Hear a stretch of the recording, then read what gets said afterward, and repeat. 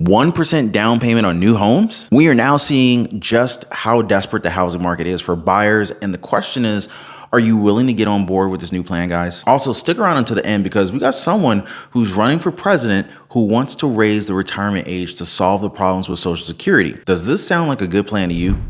As an economist in particular, make the case for this program, Orfe. Look, Zillow Home Loans has been operating since about 2018. And this new product is a 2% grant to prospective buyers in Arizona. Essentially, a borrower can put up to 3% down, and Zillow Home Loans will give them an additional 2%. It's really for, it's for people that are, a small number of buyers who might be well qualified with high enough credit scores and who may already be paying the monthly payment and rent, but lack access to a down payment.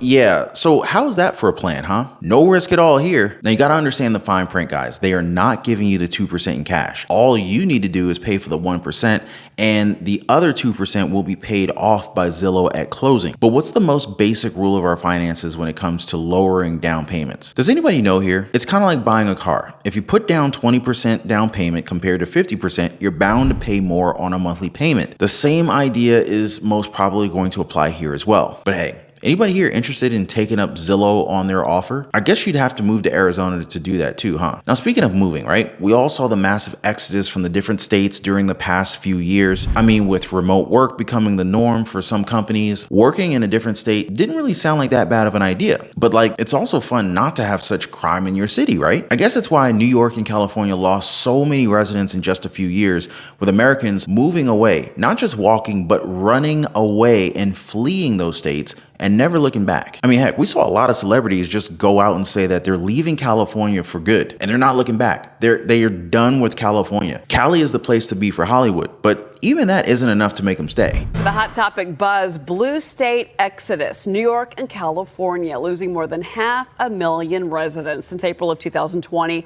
over surging housing prices and a rise in crime. Former New Yorkers say crime and homelessness has increased since 2020 and sky-high rents pushing people out of the Big Apple.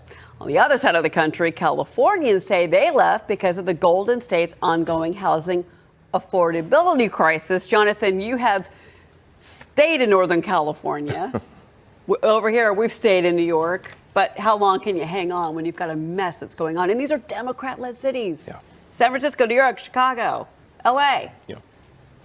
It's very difficult. If you're a resident there, you're a tax-paying, hard-earned taxpayer, and you're operating your business, you're doing whatever you're doing. But you see there what's happening here in New York is the cost of living is going up and the quality of living is going down. Ain't that the truth, huh? Now you gotta realize losing all of these people to other states means that there's less people paying taxes in both New York and LA, right? I mean, it's just basic economics. So how much money in tax revenue have these states or cities lost out on within the last 2 years? Well, $92 billion. That's just 2 years, folks. So what happens down the line, huh? Now it's good news for Florida though, as many of these people decided to just stay there. High-income earners are moving in what's being referred to as the Great Wealth Migration. New data from MyEListing, an online resource for commercial real estate, provides insight to the current lifestyle trends. They ranked U.S. states based on several factors, including tax laws, economic prospects,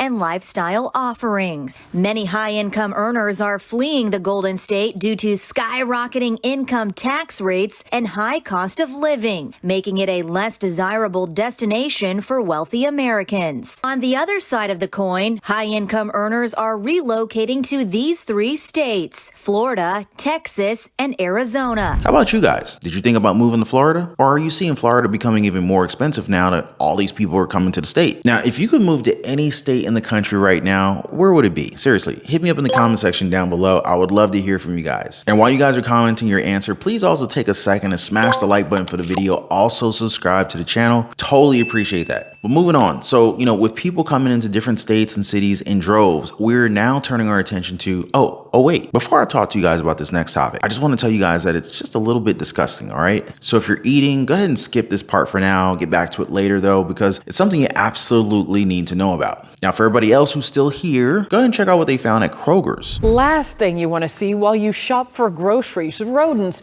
running rampant through a Cobb County Kroger. The Department of Agriculture now investigating this story.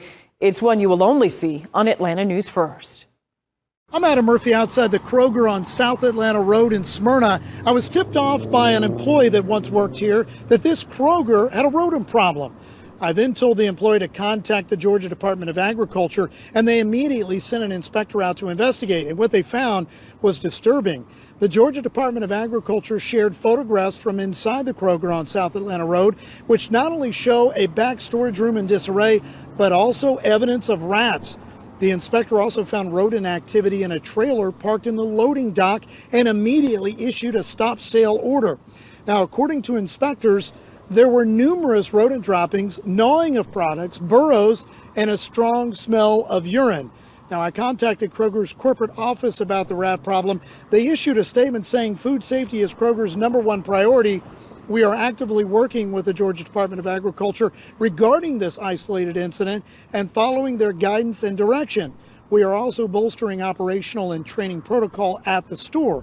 Yeah, that is completely disgusting. I mean, just imagine buying your groceries here, huh? Now, although we can't say that all Kroger branches are like this, but it does go to show that, we have to be a little bit more aware of where we buy our stuff. You know what I'm saying? Oh, and FYI, they also found rats in a Harris Teeter in Baltimore's Locust Point neighborhood. Harris Teeter being a subsidiary of the Kroger company. What are the odds? By the way, if you own a home, make sure your home is protected. Never be caught off guard by another very expensive home repair again. Get your free home warranty quote. There's a link in the description down below this video. Now, from rats, let's go ahead and talk about politicians. So, I guess we're not really changing topics that much here, right? I'm kidding, of course, or am I? So anyway, Nikki Haley, who's been running for president within the GOP, she just said that our retirement age here in the United States is way too low. Can you believe that? Well, she wants us to retire like 95. Now, she didn't say how old that we would have to be to retire, but I mean, calling this a politician being out of touch with reality is just kind of understating the fact, don't you think? How did she even come up with this idea? And just for context, the full retirement age right now is, I think, 67 years old. And even though Haley said that 65 is way too young, you'd have to think that she has an idea of the actual retirement age, right? But here she is talking about it. You can hear for yourself. The third rail that nobody wants to touch is the entitlement, Social Security, Medicare. How would you manage the entitlements to try to start getting our arms around soaring debt?